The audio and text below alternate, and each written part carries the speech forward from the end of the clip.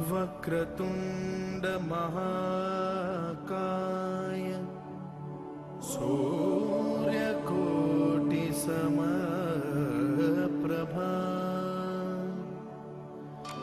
निर्विघ्नं कुरु मे देव सर्वकार्येषु सर्वदा।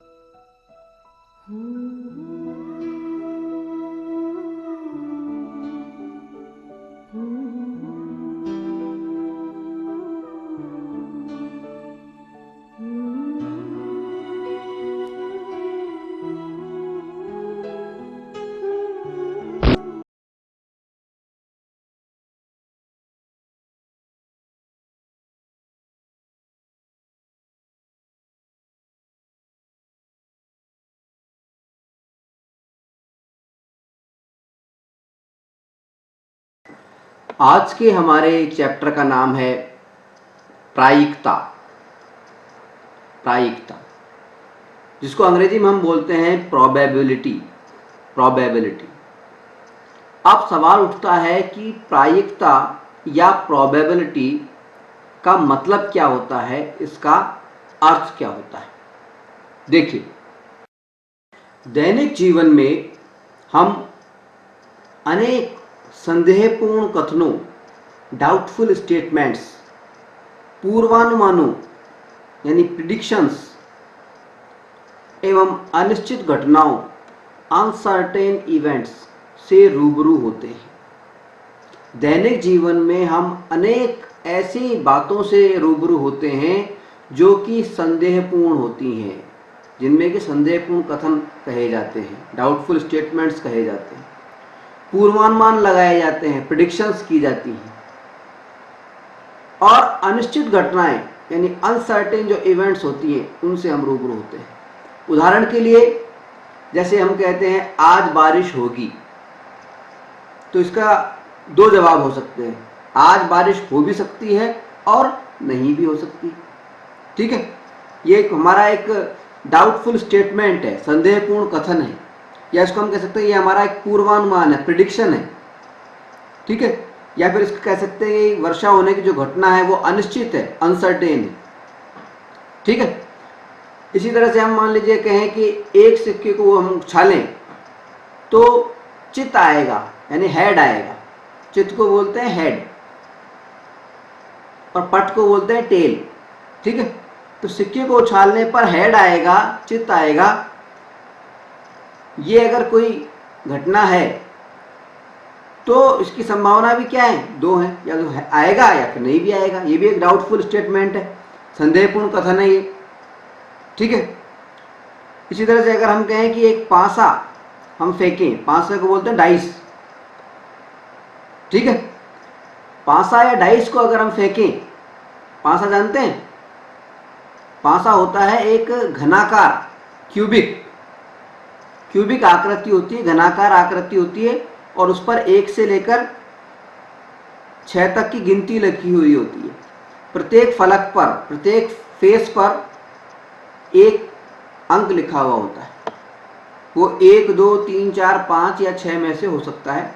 पासे के बारे में थोड़ी जानकारी हम आगे भी देंगे, ठीक है।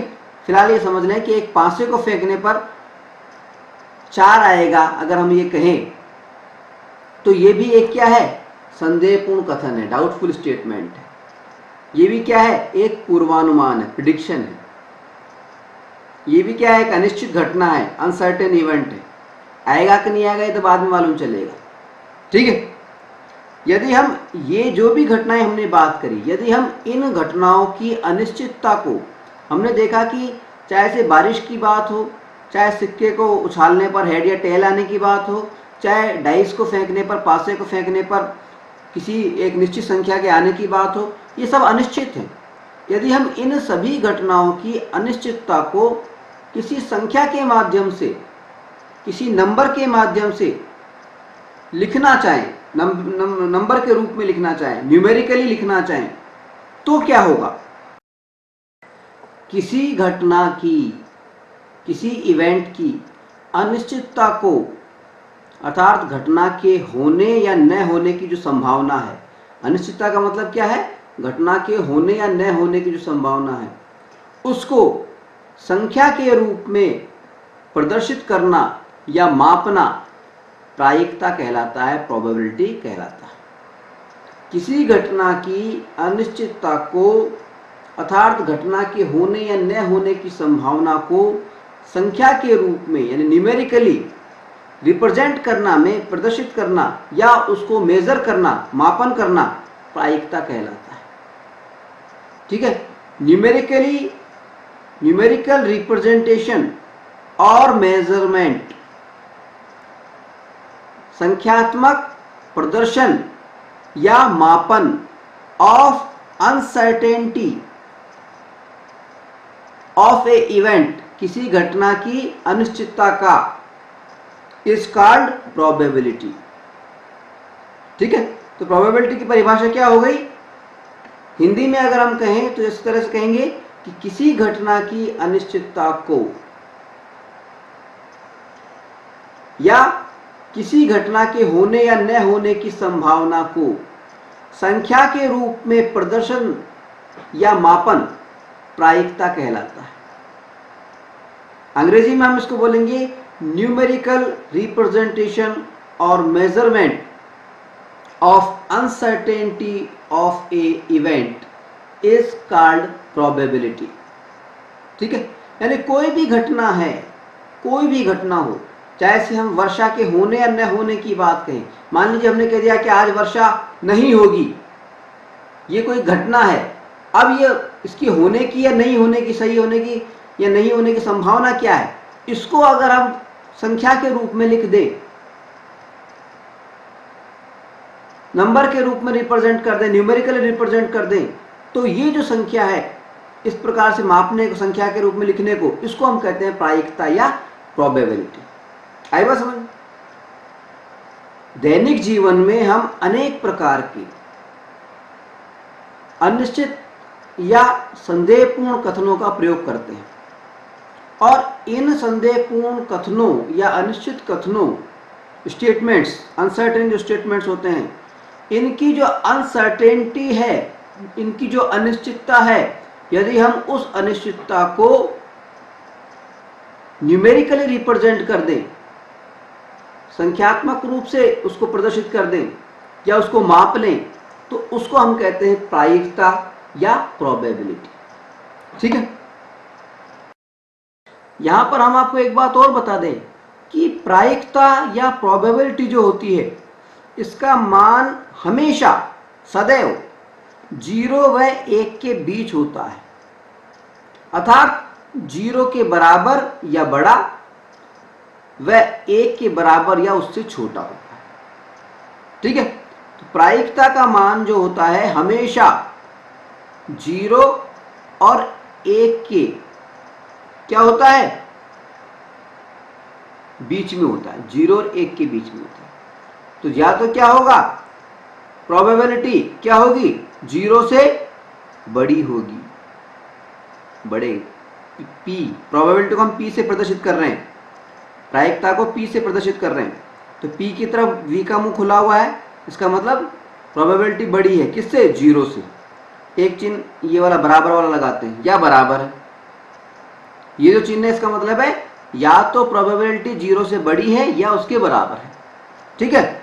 और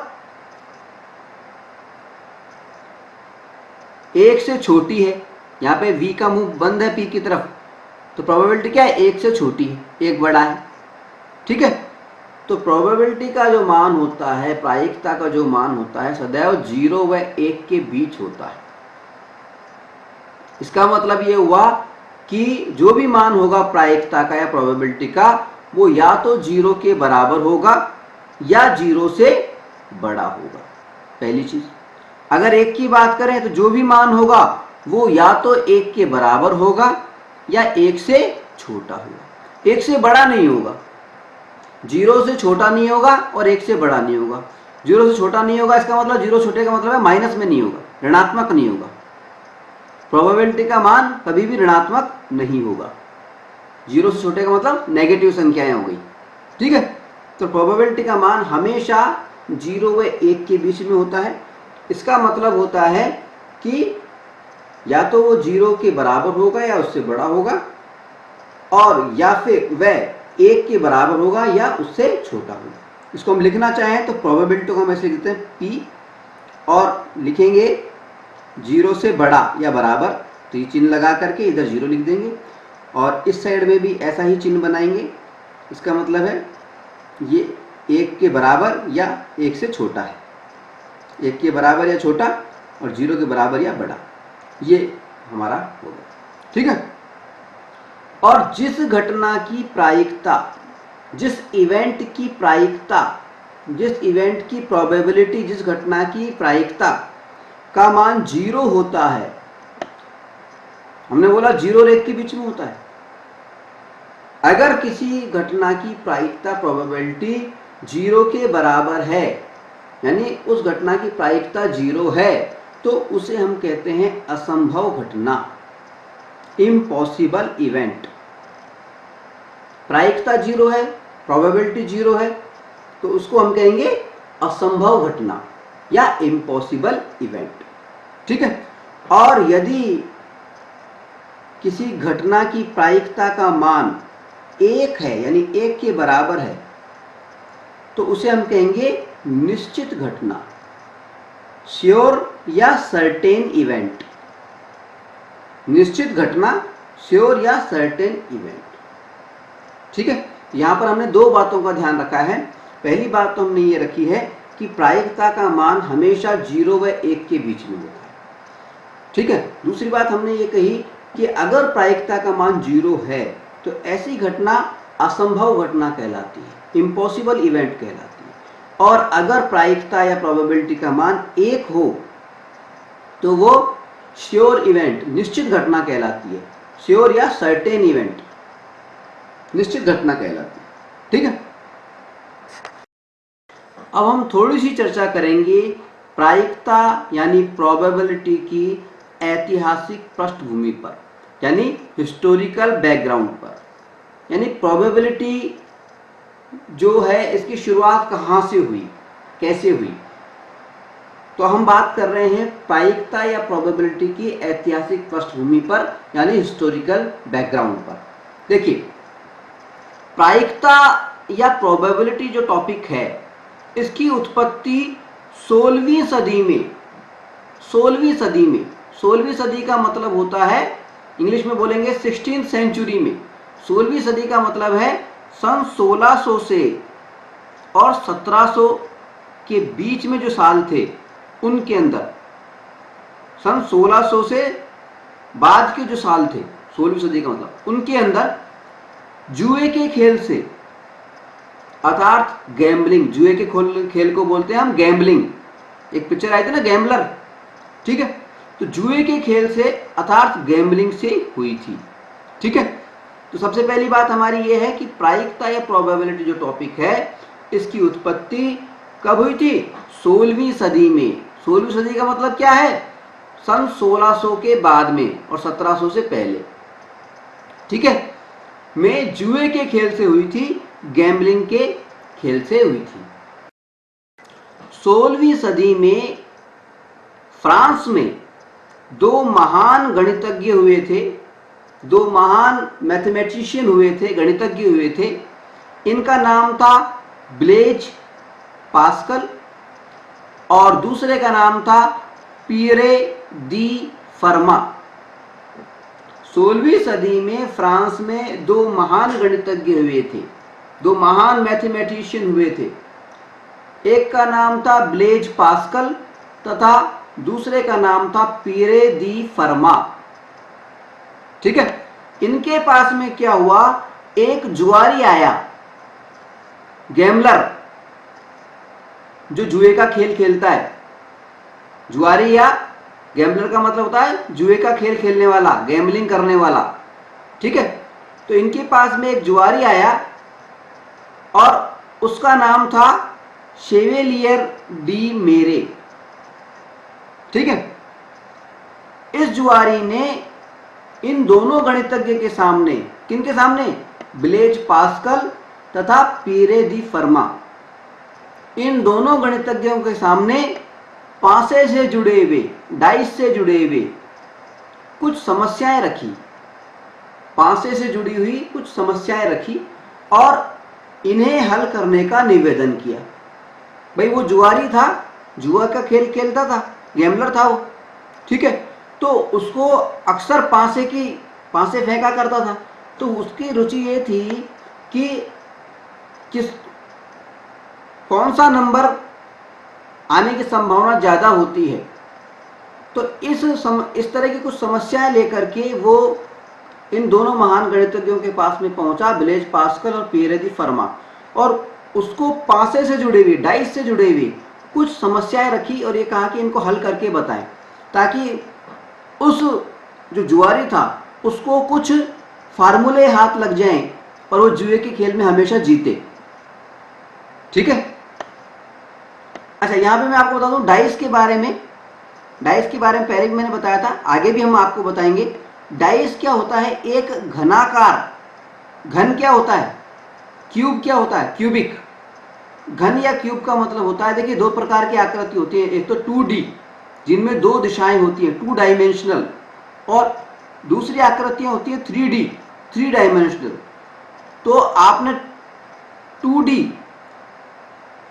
द्विविमीय आकृतियां देखी होंगी, जैसे कौन कौन सी होती हैं, जैसे आपने वर्ग देखा होगा, वर्ग आपने सुना होगा, वर्ग यानी स्क्वायर, अंग्रेजी में स्क्वायर बोलते हैं इसको। एक आपने आयत देखा होगा, रेक्टेंगल। ठीक है, इस तरह की। अब वर्ग जो है ये 2 विमीय है, 2 डायमेंशनल है, 2D है, ये 2D फिगर है, 2D आकृति। वर्ग से जो 3D आकृति बनती है, यानी कोई वर्ग है, मान लीजिए कोई वर्ग बना हुआ है, इसकी 3D आकृति इस तरह से बनाएंगे, 3D आकृति। ठीक है, तो वो बन जाता है एक घन, वर्ग से बनता है घन। घन के अंदर कुल मिलाकर के 6 फलक होते हैं, 6 फलक, फलक को बोलते हैं फेसेस।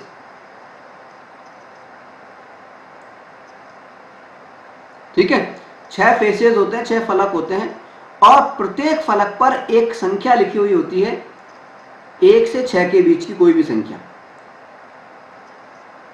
एक फलक पे 1 लिखा हुआ है, दूसरे पे 2 लिखा हुआ है, तीसरे पे 3 लिखा हुआ है, चौथे पे 4 लिखा हुआ है, पांचवें पे 5 और छठे पे 6। 1 से लेकर 6 तक की गिनती लिखी हुई होती है। या तो गिनती लिखी हुई हो सकती है या फिर इनके स्थान पर डॉट बने हुए होते हैं। यहाँ पे 1 बताना होता है, वहां पे 1 डॉट, जहाँ पे 2 होते हैं वहां पे 2 डॉट। ठीक है, जहाँ पे 3 बनाना है वहां पे 3 डॉट, जहाँ 4 बनाना है वहां पे 4 डॉट, जहाँ 5 बनाना है वहां पे 5 डॉट, और जहाँ 6 बनाना है वहां पे 6 डॉट। इस तरह से बने हुए होते हैं। ठीक है, तो पासे में कुल मिला के 6 आकृतियां, 6 फेस होते हैं, 6 फलक होते हैं, और प्रत्येक फलक पर एक नंबर, एक संख्या अंकित होती है, या उसकी जगह पे एक डॉट अंकित होता है। और ये संख्याएं होती हैं वो 1 से लेकर के 6 के बीच की होती है, 1 2 3 4 5 6। प्रत्येक फलक पर एक ही संख्या लिखी हुई होती है, ठीक है। यानी डाइस जो होती है या पासा जो होता है उसके किसी भी एक फलक पर जो संख्या लिखी हुई है वो रिपीट नहीं होती, ठीक है। 6 फलक हैं और प्रत्येक फलक पर एक संख्या लिखी हुई है, किसी पे 1 लिखा हुआ है, किसी पे 2 लिखा हुआ है, किसी पे 3 लिखा हुआ है, ठीक है। तो ये बात हो गई हमारी पासे की। चलिए आगे बढ़ते हैं प्रायिकता की ऐतिहासिक पृष्ठभूमि पर।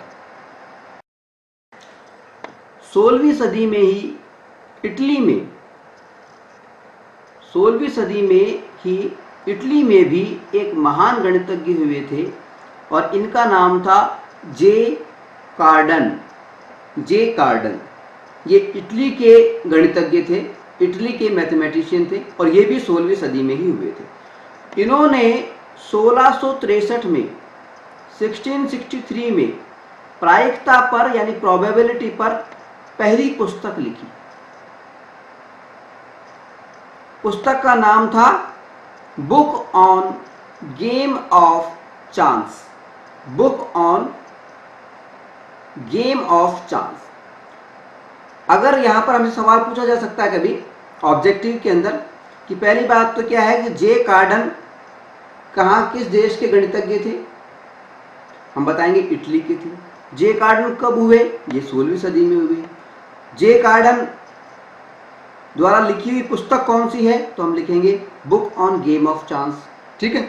हमसे ये भी कहा जा सकता है कि book on game of chance की खासियत क्या है, इसकी खासियत है कि ये प्रायिकता पर प्रोबेबिलिटी पर, या इसका विषय क्या है तो इसको लिखेंगे प्रोबेबिलिटी या प्रायिकता। एक सवाल ये भी पूछा जा सकता है कि प्रायिकता पर पहली पुस्तक कौन सी थी, तो book on game of chance, जिसको कि जे कार्डन ने लिखा था, जो कि इटली के गणितज्ञ थे, ठीक है। और एक सवाल ये भी बन सकता है कि book on game of chance जो कि इटली के गणितज्ञ जे कार्डन ने लिखी थी, ये कब लिखी गई, तो हम लिखेंगे 1663 में, ठीक है। चलिए आगे बढ़ते हैं अगले तथ्य के ऊपर। Pierre Simon Laplace. Pierre Simon Laplace भी प्रायिकता से यानी प्रोबेबिलिटी से जुड़े एक गणितज्ञ थे, एक मैथमेटिशियन थे। इन्होंने 1812 में एक पुस्तक लिखी जिसका नाम था theory analytique des. Theory analytique des probabilities. Theory analytique des probabilities. नाम थोड़ा अजीब सा है, ये फ्रेंच भाषा में है, इंग्लिश में नहीं है, ये फ्रेंच में है थोड़ा सा, ठीक है। तो हमें ध्यान रखना पड़ेगा ये क्या है, थ्योरी, मैं लिख देता हूँ हिंदी में, ये है थ्योरी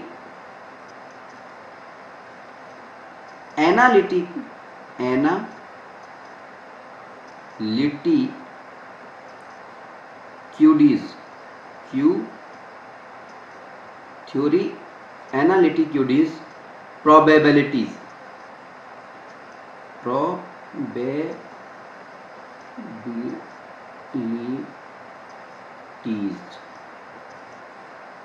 थ्योरी एनालिटिक्यूडिस प्रोबेबिलिटीज, ये पुस्तक लिखी। और ये जो पुस्तक है थ्योरी एनालिटिक्यूडिस प्रोबेबिलिटीज, इस पुस्तक को एक अकेले व्यक्ति के द्वारा प्रायिकता के सिद्धांत के लिए, प्रोबेबिलिटी के प्रिंसिपल के लिए किया गया सबसे बड़ा योगदान माना जाता है, ठीक है। यानी हमें यहाँ पर कुछ सवाल पूछे जा सकते हैं कि पहली बात तो ये है कि हमसे ये कहा जा सकता है कि थ्योरी एनालिटिक्यूडिस प्रोबेबिलिटीज ये पुस्तक किसने लिखी, तो हमारा जवाब होगा पियरे साइमन लाप्लास। कब लिखी, तो उन्होंने लिखी 1812 में, ठीक है। अब इस पुस्तक की खासियत क्या है, इस पुस्तक की खासियत ये है कि प्रायिकता के सिद्धांत के लिए किया गया सबसे बड़ा योगदान इस पुस्तक को माना जाता है एक अकेले व्यक्ति के द्वारा, ठीक है। हमसे ये भी पूछा जा सकता है, इस तरह से सवाल पूछा जा सकता है कि किस पुस्तक को एक अकेले व्यक्ति के द्वारा प्रायिकता के सिद्धांत के लिए किया गया सबसे बड़ा योगदान माना जाता है, तो हम पुस्तक का नाम देंगे थ्योरी एनालिटिक्यूडीज प्रोबेबिलिटीज को। ठीक है, चलिए अगला तथ्य लेते हैं। प्रायिकता से जुड़े हुए कुछ अन्य गणितज्ञ निम्नलिखित हैं। कौन कौन से? एक तो है जेम्स बर्नूली, जेम्स बर्नूली। दूसरे हैं एडी मोइवरे, एडी मोइवरे। तीसरे हैं ए मार्कोव, ए मार्कोव। ठीक है। चौथे हैं एन कोल्मोगोरोव, एन कोल्मोगोरोव।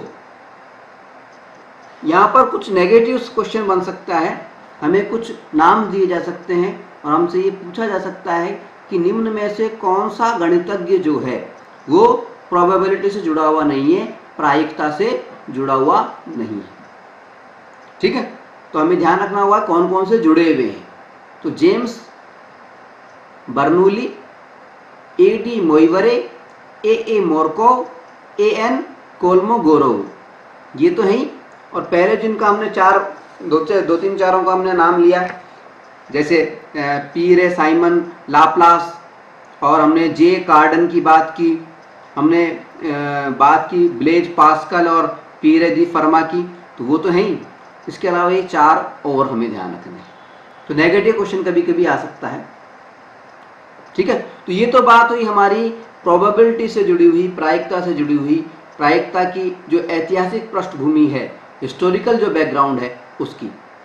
अब हम बात करेंगे प्रायिकता से जुड़े हुए कुछ महत्वपूर्ण शब्दों और उनके अर्थों पर। चलिए शुरुआत करते हैं चर्चा की। प्रायिकता के अध्ययन से जुड़ा हुआ सबसे पहला जो शब्द है हमारा, वो है सिक्का, जिसको अंग्रेजी में हम बोलते हैं कॉइन। सिक्का या कॉइन, जब भी हम सिक्के या कॉइन की बात करेंगे तो हम देखते हैं कि सिक्का जो भी होता है, भारतीय रुपए की बात कर रहे हैं इस समय, सिक्के के दो पहलू होते हैं, दो साइड्स होते हैं, दो फलक होते हैं, दो फेसेस होते हैं। कौन कौन से? एक साइड पे तो आपने देखा होगा कि ये भारत का ये राष्ट्रीय चिन्ह बना हुआ होता है और सत्यमेव जयते लिखा होता है, भारत और इंडिया इस तरह से लिखा हुआ होता है, और ये शेर बने हुए होते हैं, भारत का राष्ट्रीय चिन्ह है ये। ठीक है। और दूसरी तरफ जितने भी रुपए का वो सिक्का होता है वो संख्या लिखी हुई होती है। ठीक है। तो जहां पर ये भारत का चिन्ह बना हुआ होता है, या इसकी जगह कई बार कुछ और चीज भी बनी हुई होती है, ठीक है, उसको तो हम कहते हैं हेड। आमतौर पे भारत का चिन्ह नहीं होता है, इसको हम बोलते हैं हेड या चित्त। हिंदी में बोलेंगे चित्त और अंग्रेजी में इसको बोलेंगे हेड, HEAD, HEAD, हेड, इसको बोलते हैं हेड। ठीक है। और जहां पर रुपया लिखा हुआ होता है, संख्या लिखी होती है, कितने रुपए का वो सिक्का है, कॉइन कितने रुपए का है, वो संख्या जहां लिखी होती है, जैसे यहां पर चित्र में 1 लिखा हुआ है, तो ये जो साइड जहां पर संख्या लिखी हुई होती है इसको हम बोलते हैं, हिंदी में बोलते हैं पट, या अंग्रेजी में इसको बोलते हैं टेल, TAIL, टेल। तो सिक्के के दो पहलू होते हैं। पहला पहलू या पहली जो फेस होती है, पहला जो फलक होता है, उसको तो हम बोलते हैं चित्त या हेड, शॉर्ट में इसको H भी लिख देते हैं। ठीक है। और दूसरा जो पहलू होता है वो होता है पट या टेल। ठीक है, आई बात समझे?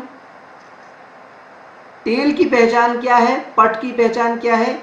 यहां पर जितने रुपए का सिक्का होता है, कॉइन कितने रुपए का है, वो संख्या लिखी हुई होती है। ठीक है। तो जहां पे संख्या लिखी हुई हो वो तो होता है टेल, और उसके विपरीत जो सिरा होता है, उसके पीछे वाला जो भाग होता है, वहां पर आमतौर पर भारत का ये राष्ट्रीय चिन्ह बना हुआ होता है, उसको हम कहते हैं हेड या चित्त। ठीक है, ध्यान रहेगा। सिक्के के दो पहलू होते हैं, हेड और टेल, चित्त और पट। ठीक है, चित्त या हेड के अंदर क्या होता है, भारत का राष्ट्रीय चिन्ह बना हुआ होता है उस साइड में।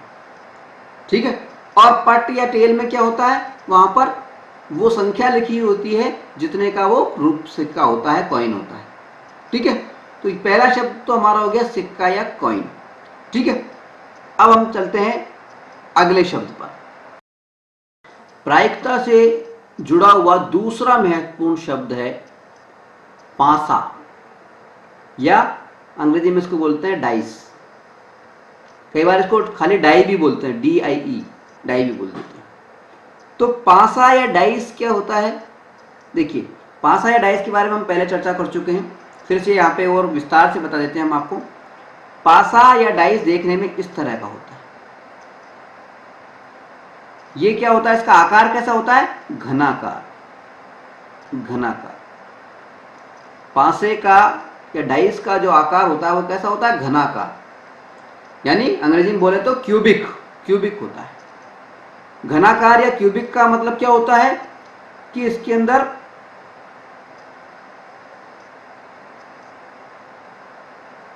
घन कैसा होता है, देखिए एक वर्ग होता है और इस वर्ग से ही घन बन जाता है। वर्ग जो है, स्क्वायर जो होता है आकृति, वो 2D आकृति है, द्विविमीय आकृति है। जबकि वर्ग का ही अगर त्रिविमीय आकृति की बात करें, स्क्वायर की 3 डायमेंशनल 3D आकृति की बात करें, 3D शेप की बात करें, तो उसको हम बोलते हैं घन या क्यूब। तो डाइस जो होता है, पहली बात है घनाकार होता है, यानी क्यूबिक होता है।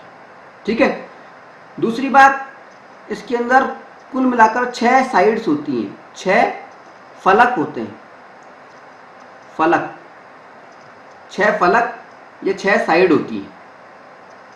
ठीक है, जैसे ये एक साइड हो गई, ये एक साइड हो गई, ये एक साइड हो गई, 6 साइड होती है टोटल मिलाकर के। ठीक है, और प्रत्येक साइड पर, प्रत्येक फलक पर क्रमशः रेस्पेक्टिवली 1, 2, 3, 4, 5 या 6 ये संख्या लिखी हुई होती है। 6 फलक होते हैं और प्रत्येक फलक पर क्रमशः 1, 2, 3, 4, 5 या 6 लिखा हुआ होता है, 6 नंबर लिखा होता है। इन नंबरों की जगह पर कई बार डॉट्स भी लगे होते हैं, 1 की जगह पर 1 डॉट, 2 की जगह पर 2 डॉट, 3 की जगह पर 3 डॉट, 4 की जगह पर 4 डॉट, 5 की जगह पर 5 डॉट और 6 की जगह पर 6 डॉट। इस तरह डॉट्स भी लगे हुए होते हैं। लेकिन खास बात ये होती है कि प्रत्येक फलक पर एक ही अंक होता है, वो रिपीट नहीं होता कहीं पे भी किसी दूसरे। ऐसा नहीं कि एक इस फलक पे भी 1 लिखा हुआ है, दूसरे वाले पे भी 1 लिखा हुआ है, ऐसा नहीं होता है। ठीक है, तो प्रत्येक फलक पर क्रमशः 1, 2, 3, 4, 5 और 6 ये संख्याएं लिखी होती हैं। कुल मिलाकर के 6 फलक होते हैं और प्रत्येक फलक पर 1 से लेकर 6 तक की गिनती लिखी होती है। ये होता है हमारा पासा। इसको हिंदी में बोलते हैं पासा, अंग्रेजी में बोलते हैं डाइस। आई बात समझ? ठीक है, चलिए अगला शब्द लेते हैं। प्रायिकता यानी प्रोबेबिलिटी के अध्ययन से जुड़ा हुआ तीसरा महत्वपूर्ण हमारा शब्द है, वो है ताश के पत्ते, प्लेइंग कार्ड्स। ताश के पत्ते, ताश का एक गेम नाम सुना होगा आपने, ताश के पत्ते या प्लेइंग कार्ड्स। देखिए सबसे पहले हम बता दें कि ताश के जो पत्ते होते हैं, प्लेइंग कार्ड्स जो होते हैं, उनकी कुल संख्या होती है 52। ताश के खेल में कुल मिलाकर के 52 पत्ते होते हैं और ये जो 52 पत्ते होते हैं ये 4 समूहों में, 4 ग्रुपों में बटे हुए होते हैं। किसमें बटे हुए होते हैं?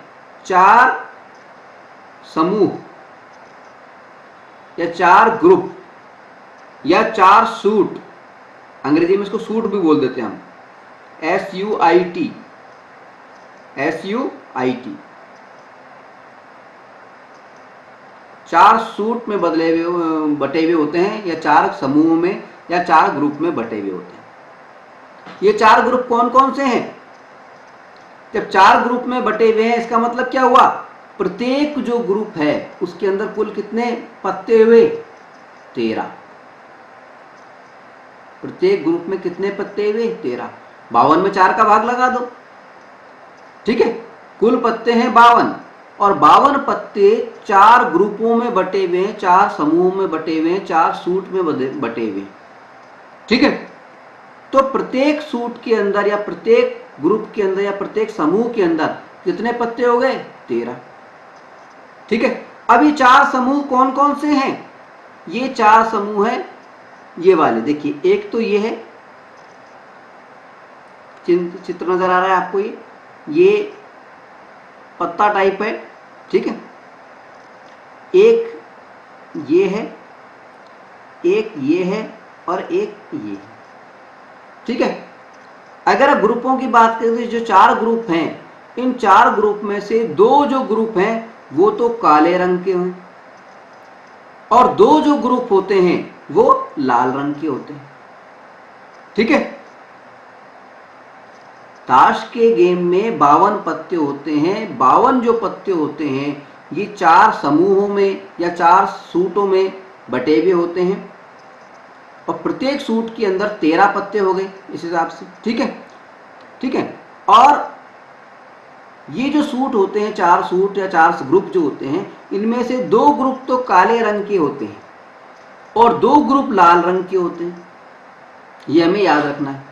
यानी अगर रंग के आधार पे हम बात करें तो ताश के गेम के अंदर 26 पत्ते जो होते हैं वो तो काले रंग के होंगे और 26 पत्ते जो होंगे वो लाल रंग के होंगे।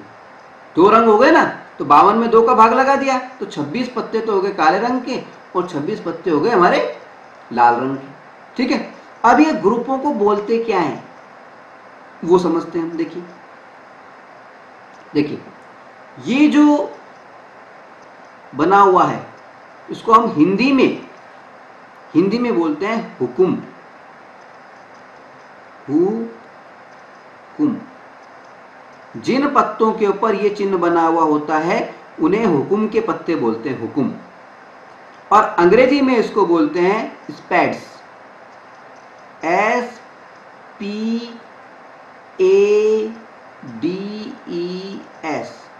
SPADES, स्पैड्स, ठीक है।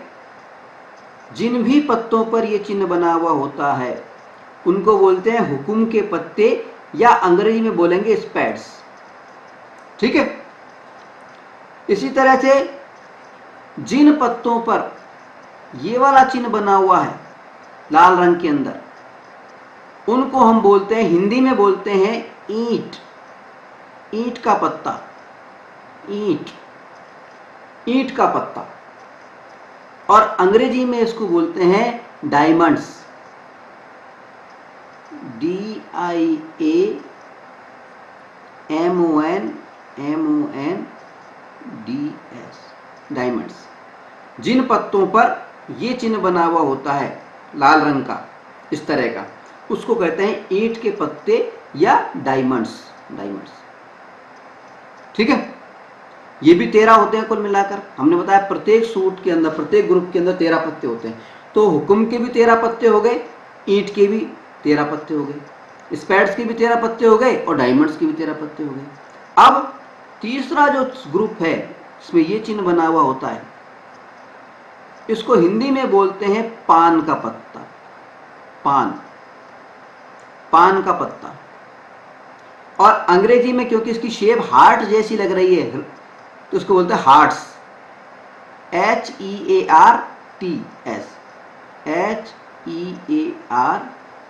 हार्ट्स। हार्ट के पत्ते हैं ये, हार्ट्स के पत्ते, ठीक है, हार्ट्स कार्ड, ठीक है। ये डायमंड कार्ड हो गया, ये हार्ट कार्ड हो गया। इनकी संख्या भी 13 ही होगी, हर ग्रुप में 13 पत्ते होते हैं, ठीक है। और चौथा जो ग्रुप है जो हमें इस तरह का लग रहा है, पेड़ की तरह नजर आ रहा है, ये काले रंग का, इसको हम हिंदी में बोलते हैं चिड़ी, चिड़ी का पत्ता, चिड़ी का पत्ता।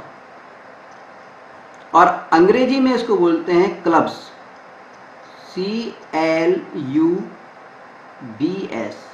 Clubs, clubs. ठीक है, तो बात समझ में आई।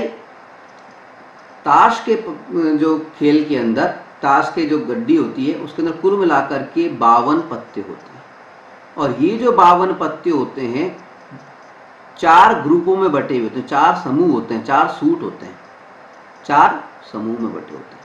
प्रत्येक समूह में 13 पत्ते हो गए। ठीक है, और ये जो 4 समूह है ये भी 2 रंगों में बटे हुए होते हैं, लाल और काला। प्रत्येक रंग के 26 पत्ते होते हैं। ठीक है, अभी ग्रुप कौन कौन से होते हैं? ग्रुप होते हैं जिसमें एक में इस तरह का चिन्ह बना होता है, इसको बोलते हैं हुकुम का पत्ता, हुकुम का पत्ता, या अंग्रेजी में बोलेंगे स्पेड्स। ठीक है, जिसमें इस तरह का चिन्ह बना हुआ है उसको हम बोलेंगे ईंट का पत्ता, यानी अंग्रेजी में बोलेंगे डायमंड्स। ठीक है, जिसमें इस तरह का चिन्ह बना हुआ है जिस पत्ते पर, जिस कार्ड के ऊपर, उसको हम बोलेंगे पान का पत्ता या हार्ट्स। और जिस पर इस तरह का चिन्ह बना हुआ है उसको बोलते हैं हम चिड़ी का पत्ता या क्लब्स। ठीक है, ठीक है, ये तो बात हो गई हमारे 4 समूहों की। ठीक है, अब हम बात करेंगे प्रत्येक समूह की। ठीक है, अब देखिए, हमने बताया कि ताश के अंदर 52 पत्ते होते हैं, और ये जो 52 पत्ते होते हैं 4 समूहों में या 4 सूट्स में बटे हुए होते हैं। जैसा कि देखिए यहाँ पर ये लाइन जो हम देख रहे हैं इसमें ये वाला चिन्ह बना हुआ है, कौन सा? ये वाला। इसको हमने क्या बोला था? चिड़ी का पत्ता या क्लब्स। तो ये क्लब्स वाला पत्ता है। ये कौन सा है? ये वाला ग्रुप। इस ग्रुप में देखिए ये चिन्ह बना हुआ है पूरे में। ठीक है, तो ये इसको क्या बोला था हमने? स्पेड्स। अंग्रेजी में बोला था स्पेड्स और हिंदी में बोला था हुकुम का पत्ता। तो हुकुम के पत्तों वाला ग्रुप है ये। ठीक है, इसी तरह से ये क्या है? ये पान का पत्ता, पान वाला ग्रुप है, हार्ट वाला ग्रुप है। ठीक है, और ये क्या है? ये ईंट वाला ग्रुप है या डायमंड वाला ग्रुप। 4 ग्रुप हो गए। अब प्रत्येक ग्रुप के अंदर 13 पत्ते होते हैं। अब ये जो 13 पत्ते होते हैं इनमें से 3 पत्ते, 1 2 3 पत्ते जो होते हैं उनके ऊपर कुछ चित्र जैसा कुछ बना हुआ होता है, कुछ पिक्चर या फोटो बनी हुई होती है। इन चित्र वाले जो कार्ड होते हैं इनको हम बोलते हैं अंग्रेजी में face card, face card. Hindi में इसको कह सकते हैं चित्र वाले पत्ते। तो प्रत्येक ग्रुप के अंदर 3 चित्र वाले पत्ते होते हैं। कितने होते हैं? प्रत्येक ग्रुप के अंदर 3। यानी ये चिड़ी वाले में यानी क्लब्स वाले में भी 3 पत्ते होंगे, हुकुम यानी स्पेड्स वाले में भी 3 पत्ते होंगे, पान वाले में यानी हार्ट वाले में भी 3 पत्ते होंगे फेस कार्ड के, और ईंट यानी डायमंड वाले जो हैं इन कार्डों में भी 3 जो पत्ते होंगे, 3 कार्ड जो होंगे वो फेस कार्ड होंगे, चित्र वाले होंगे। ठीक है, अब ये चित्र वाले जो कार्ड होते हैं 3, ये कौन कौन से होते हैं? देखिए, एक कार्ड होता है किंग, ये वाला दिख रहा है, ये किंग कार्ड है, इस पे के लिखा हुआ होता है। इसको हिंदी में हम बोलते हैं बादशाह, बादशाह वाला कार्ड। ठीक है, दूसरा कार्ड पे ये क्यों लिखा हुआ होता है, इसको बोलते हैं क्वीन वाला कार्ड, रानी वाला कार्ड, इसको बोलते हैं बेगम, बादशाह बेगम। और तीसरा जो होता है इस पे जे लिखा हुआ होता है उसको इंग्लिश में बोलते हैं जैक, जैक, और हिंदी में बोलते हैं गुलाम। ठीक है, तो 3 फेस कार्ड होते हैं प्रत्येक समूह के अंदर, प्रत्येक ग्रुप के अंदर, प्रत्येक सूट के अंदर। कौन कौन से? किंग, क्वीन और जैक, किंग, क्वीन और जैक, बादशाह, बेगम और गुलाम। ठीक, अब इन फेस कार्डों के अलावा बाकी के क्या होते हैं? नंबर कार्ड होते हैं, नंबर कार्ड जिन पे नंबर लिखे हुए होते हैं। देखिए यहां पे देखिए 2 लिखा हुआ है, 3 4 5 6 7 8 9 10, कुल कार्ड थे 13। 13 में से 3 कार्ड तो हो गए हमारे फेस कार्ड, ठीक है, प्रत्येक सूट के अंदर। तो अगर फेस कार्ड की बात करें तो चारों सूट के अंदर, चारों ग्रुपों के अंदर कुल मिलाकर के अगर हम फेस कार्ड देखें तो 12 फेस कार्ड हो जाएंगे, 4 3 12, 12 चित्र वाले कार्ड होते हैं ताश के गड्डी के अंदर, ठीक है। और इन फेस कार्डों के अलावा बाकी की अगर हम देखें तो प्रत्येक ग्रुप के अंदर 10 नंबर कार्ड होते हैं, नंबर यानी संख्या वाले कार्ड होते हैं, ठीक है। यानी अगर हम नंबर कार्ड्स की बात करें तो प्रत्येक ग्रुप में 10 हैं, तो ताश की पूरी गड्डी में यानी चारों ग्रुप के अंदर कितने नंबर कार्ड होंगे? 40। 10 × 4 = 40। 40 नंबर कार्ड होते हैं, हमें याद रखना है ये चीजें, ठीक है। अब ये जो नंबर कार्ड हैं, इनमें जो 1 नंबर वाला जो कार्ड होता है उस पर 1 नहीं लिखा हुआ होता, उस पर ए लिखा हुआ होता है, इस तरह से ए, सब पे ए लिखा हुआ होता है, 1 नहीं लिखा हुआ होता है, ए, ठीक है। ये जो कार्ड है इसको हम बोलते हैं इक्का, हिंदी में बोलते हैं इक्का, इक्का, इक्का, क्या बोलते हैं? इक्का। इक्के को अंग्रेजी में बोलते हैं एस, ACE, एस। तो इक्का या एस नंबर कार्ड में जो पहला कार्ड होता है 1 नंबर वाला, उस पे ए लिखा हुआ होता है, 1 नहीं लिखा होता, उसको बोलते हैं हम इक्का या एस। हर ग्रुप के अंदर, ताश की गड्डी के हर ग्रुप के अंदर, चाहे से वो हुक्म का ग्रुप हो, स्पेड्स वाला ग्रुप हो, चाहे से वो चिड़ी वाला ग्रुप हो, क्लब्स वाला ग्रुप हो, चाहे से वो पान वाला ग्रुप हो, यानी चाहे से वो हार्ट वाला ग्रुप हो, और चाहे से वो ईंट वाला ग्रुप हो, यानी चाहे से वो डायमंड वाला ग्रुप हो, प्रत्येक ग्रुप के अंदर एक इक्का पाया जाता है। पहले नंबर कार्ड को इक्का बोलते हैं, ठीक है। यानी ताश के पूरे गेम में, ताश की पूरी गड्डी के अंदर कुल मिलाकर के 4 इक्के पाए जाते हैं। क्या पाए जाते हैं? 4 इक्के, ठीक है। आई बात समझ में? ठीक है, चलिए अब एक बार फिर से हम रिवीजन कर लें मामूली सा। देखिए, ताश के गेम में कुल 52 पत्ते होते हैं, ठीक है। ये जो 52 पत्ते होते हैं ये 4 ग्रुपों में बटे हुए होते हैं, हुकुम यानी स्पेड्स, डायमंड यानी ईंट, हार्ट यानी पान, और क्लब्स यानी चिड़ी, ठीक है। और ये जो 4 समूह होते हैं 2 रंगों में बटे हुए होते हैं, लाल और काला, रेड एंड ब्लैक। प्रत्येक ग्रुप के अंदर लाल की से बात करें तो 26 पत्ते होंगे लाल रंग वाले, और काले रंग के भी 26 पत्ते होंगे, ठीक है। और प्रत्येक ग्रुप चाहे ईंट का हो, चाहे पान का हो, चाहे हुकुम का हो, चाहे चिड़ी का हो, चाहे स्पेड्स हो, चाहे डायमंड हो, चाहे से हार्ट हो, चाहे क्लब्स हो, प्रत्येक जो ग्रुप है, प्रत्येक जो सूट है उसके अंदर 13 पत्ते होते हैं, ठीक है। इसके अलावा प्रत्येक ग्रुप की अगर हम बात कर रहे हैं तो प्रत्येक ग्रुप के अंदर 13 पत्ते होते हैं, और 13 पत्तों में से 3 पत्ते फेस कार्ड होते हैं, जिनमें एक किंग, क्वीन और जैक ऐसे होते हैं, बादशाह, बेगम और गुलाम, ठीक है। अगर हम देखें ताश के पत्ते में कितने बादशाह होते हैं तो प्रत्येक ग्रुप में 1 बादशाह होता है, यानी कुल मिला के 4 बादशाह होंगे। कितने क्वीन या बेगम होती हैं? प्रत्येक ग्रुप में 1, यानी कुल मिला के 4 बेगम होती हैं, और कुल मिला के 4 ही जैक होते हैं, यानी गुलाम होते हैं, और 4 ही इक्के होते हैं, ठीक है। तो 3 फेस कार्ड होते हैं प्रत्येक ग्रुप में, कुल मिला के 12 फेस कार्ड पूरे ताश की गड्डी में होते हैं, ठीक है। फेस कार्ड के अलावा बाकी जो कार्ड होते हैं उनको बोलते हैं हम नंबर कार्ड, जिन पर संख्याएं लिखी होती हैं। और नंबर में पहला जो कार्ड होता है 1 नंबर वाला कार्ड, उस पर 1 नहीं लिखा होता है, ए लिखा हुआ होता है, उसको बोलते हैं हम इक्का या एस, ठीक है। ताश में कुल मिलाकर के 4 इक्के होते हैं, प्रत्येक ग्रुप में 1 इक्का होता है, ठीक है। ये तो बात हो गई हमारे ताश के पत्तों के बारे में। चलिए अगला शब्द लेते हैं हम। प्रायिकता यानी प्रोबेबिलिटी के अध्ययन से जुड़ा हुआ एक और महत्वपूर्ण शब्द है यदृच्छया,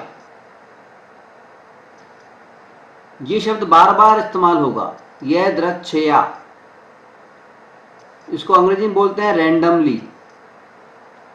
यदृच्छया या रैंडम का मतलब क्या होता है? देखिए, यदृच्छया या रैंडम का मतलब होता है बिना सोचे समझे। क्या होता है?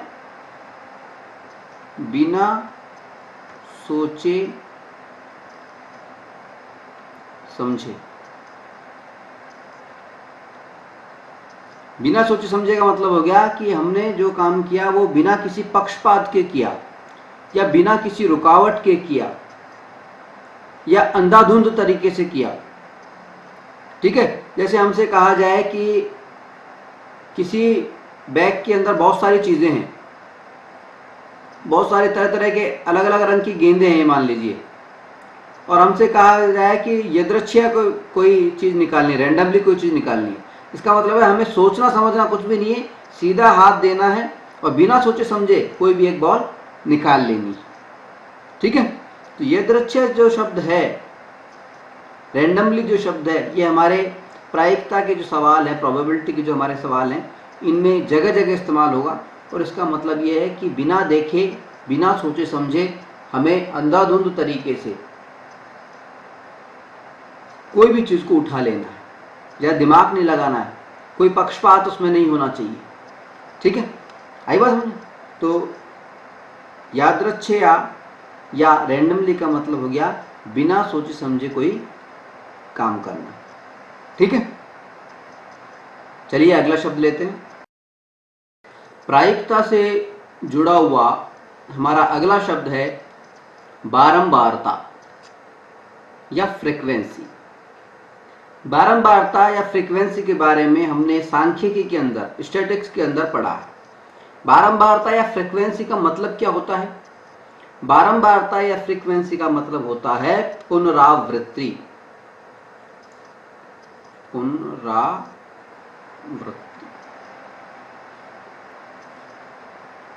यानी पुनरावृत्ति, वापस से दोहराना, रिपीटेशन। ठीक है, दोहराव, इसको पुनरावृत्ति या दोहराव भी कह सकते हैं, दोहराव, पुनरावृत्ति या दोहराव। मान लीजिए हमसे कहा जाए कि किसी पासे को अगर हम फेंकें, किसी पासे को फेंकें, कितनी बार फेंकें? 100 बार फेंकें, तो उसकी बारंबारता मान लीजिए हमें दे रखी है 1 2 3 4 5 और 6। एक आने की बारंबारता 10, यानी एक 10 बार आ रहा है। एक कितनी बार आ रहा है? 10 बार आ रहा है। 2 कितनी बार आ रहा है? मान लीजिए 20 बार आ रहा है। 3 कितनी बार आ रहा है? मान लीजिए आ ही नहीं रहा, 0 बार आ रहा है। 4 कितनी बार आ रहा है? मान लीजिए ये आ रहा है 30 बार। 5 कितनी बार आ रहा है? मान लीजिए 20 बार आ रहा है। 6 कितनी बार आ रहा है? मान लीजिए 20 बार आ रहा है। ठीक है, तो एक कितनी बार आया? एक जो है इसकी आवृत्ति, इसका रिपीटेशन, इसकी पुनरावृत्ति कितनी बार हुई है? 10 बार। तो 10 जो है उसको हम बोलते हैं फ्रीक्वेंसी या बारंबारता। 2 कितनी बार आ रहा है? कितनी बार दोहराया गया? 2 20 बार, यानी 20 क्या है? इसकी फ्रीक्वेंसी है, इसकी आवृत्ति है, इसकी बारंबारता है। ठीक है, तो बारंबारता या फ्रीक्वेंसी का मतलब क्या हुआ? पुनरावृत्ति या दोहराव, कितनी बार वो दोहराया जा रहा है कोई भी चीज। ठीक है, तो ये तो बात हो गई हमारी प्रायिकता से, प्रोबेबिलिटी से जुड़े हुए 5वें शब्द की, जिसका नाम था बारंबारता या फ्रीक्वेंसी। चलिए अगले शब्द की बात करते हैं। प्रायिकता यानी प्रोबेबिलिटी के अध्ययन से जुड़ा हुआ हमारा अगला शब्द है क्रियाकलाप, जिसको अंग्रेजी में हम बोलते हैं एक्टिविटी। क्रियाकलाप या एक्टिविटी का मतलब क्या होता है? देखिए, क्रियाकलाप या एक्टिविटी का हमारा मतलब है कोई भी काम, कोई भी काम हो उसको हम एक क्रियाकलाप या एक्टिविटी बोलते हैं। उदाहरण के लिए एक सिक्के को उछालना, टॉसिंग ए कॉइन। एक सिक्के को उछालना टॉसिंग ए कॉइन ये भी एक एक्टिविटी है, एक क्रियाकलाप है, एक काम है। ठीक है, दो सिक्कों को एक साथ उछालना, टॉसिंग टू कॉइन्स साइमल्टेनियसली, दो सिक्कों को एक साथ उछालना यानी टॉसिंग टू कॉइन्स साइमल्टेनियसली, ये भी हमारी एक गतिविधि है। साइमल्टेनियसली का मतलब होता है एक साथ उछालना। ठीक है, दो सिक्कों को एक साथ उछालना। ठीक है, इसी तरह से एक पासे को फेंकना, रोलिंग ए डाइस, एक पासे को फेंकना, रोलिंग ए डाइस, एक डाइस को फेंकना, ये भी एक क्रियाकलाप है, एक एक्टिविटी है। ठीक है, दो पासों को एक साथ फेंकना, ये भी एक एक्टिविटी है, क्रियाकलाप है। Rolling two dice simultaneously. ठीक है, इसी तरह से ताश की कोई गड्डी है और उस ताश की पत्तों की गड्डी में से एक पत्ता निकालना, drawing a card from A pack of playing cards,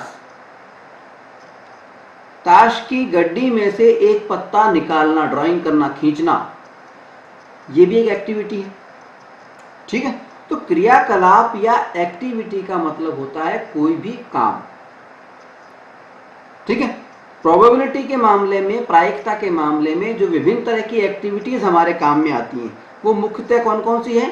वो है एक सिक्के को उछालना, टॉसिंग ए कॉइन, दो सिक्कों को एक साथ उछालना, टॉसिंग टू कॉइन्स साइमल्टेनियसली, एक पासे को फेंकना, रोलिंग ए डाइस, दो पासों को एक साथ फेंकना यानी रोलिंग टू डाइस साइमल्टेनियसली, और ताश के पत्ते में से, ताश की गड्डी में से एक पत्ता निकालना, drawing a card from A pack of playing cards. ठीक है, तो ये कुछ एक्टिविटीज है, यानी क्रियाकलाप या एक्टिविटी का मतलब है कोई काम, एनी वर्क, जैसा कि हमने उदाहरण देकर के बताया है। ठीक है, चलिए अगला शब्द लेते हैं। प्रायिकता यानी प्रोबेबिलिटी के अध्ययन से जुड़ा हुआ हमारा सातवां महत्वपूर्ण शब्द है अभिप्रयोग।